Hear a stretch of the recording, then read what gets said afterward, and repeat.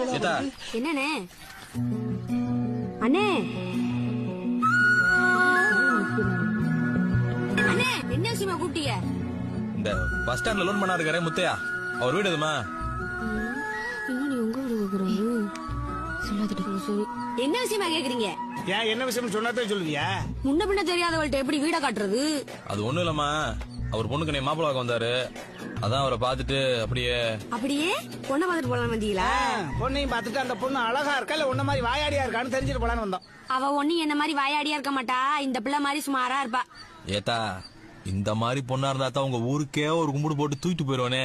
இந்த ஊருக்கு முதல்ல கும்பிட போடுங்கண்ணே, நீங்க பாக்க வந்த பொண்ணே அடிக்கருப்பு நிறத்தழகு, அடிக்கருப்பு நிறத்தழகு, அடிக்கருப்பு நிறத்தழகு, உதட்டு சவப்பழகு, சில்லறைய சதறிட்டண்டி உன் சிரிப்பில் சில்லறை. அங்கலமா நான் கணக்கு டியூஷன் எடுக்கிறேன்ப்பா, வந்து சேர்ந்துக்க.